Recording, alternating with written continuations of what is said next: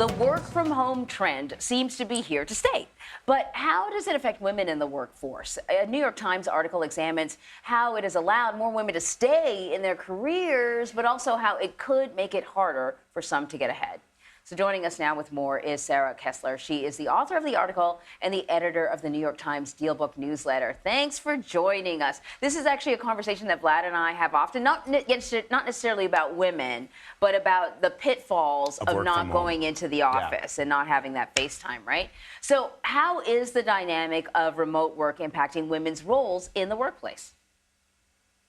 So I think there's like this surprising effect happening where right now the labor force participation rate of women is actually the highest it's ever been. And that's pretty surprising considering at the beginning of the pandemic, people were participating or predicting something called like a she-cession, like the idea that women were taking on all this extra work with remote schools and daycares closing, and a lot of them were having to step back from their careers for that reason. But instead, we have, a ton of women participating in the workforce, and some economists think that remote work has something to do with that. So, what is this so-called mommy track, and how has the pandemic played a role in that? Sure. So, basically, the job of today was really made with the workforce of the 1960s in mind. So the idea that you're always going to be available if you're serious, you're not going to leave to pick up your kids at daycare. And that's like really hard for parents who both work to pull off. So historically, when kind of remote work, when kind of caretaking responsibilities conflict with careers, it's women who take a step back and take a part-time job or take a less demanding job. And there's a lot of academic research showing that that is part of what causes the gender pay gap, because hour per hour in a lot of industries you're paid less if you have a part-time or more flexible job. And we did, so like the mommy track is not like a new concept, right? It's exactly what you described. But then when the pandemic hit, I don't know if it was true or not, but we started to see more and more stories of women saying exactly what you said. I can't do it all. Something's got to give, and maybe it's going to be my job, at least for now, until we figure out what this pandemic thing is all about, because I've got a remote school. I got to, oversee a mini classroom while I'm working, and it's just not going to happen.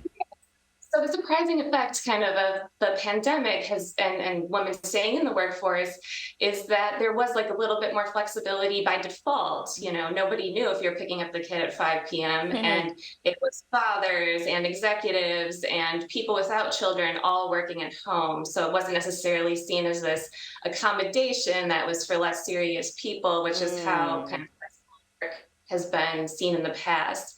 And the risk is that kind of acceptability of it goes away. So for a long time, because everyone was doing it, there was no stigma and not as much penalty for doing this.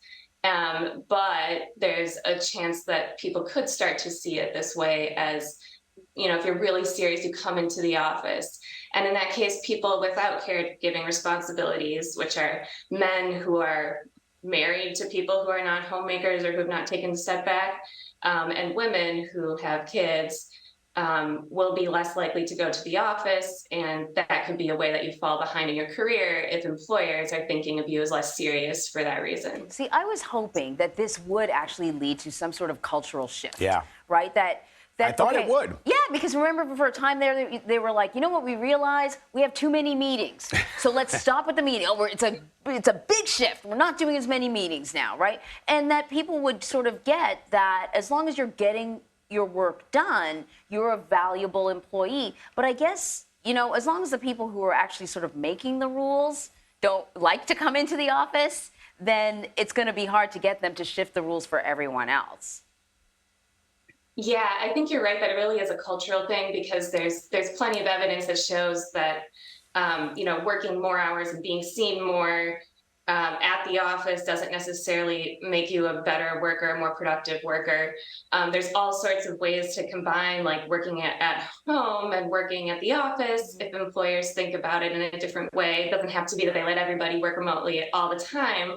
Even just a mindset where it's like, okay, we're hiring both mothers and fathers, so it makes sense that someone's going to have to leave at 5, and that's not a bad thing. If they finish up from home later. Even that is like a meaningful shift. Yeah. Wow. Well, maybe we'll have baby steps. Yeah, I mean, you hope. No pun intended. No, yeah. Or exactly. is that a pun? That's not a pun, but it's kind of like it's complimentary imagery. Yes. Mothers, babies, fathers, babies. Okay. Baby steps. Sarah Kessler, great to have you. Thank you very much. Reporting is really interesting. Thanks. Thank you.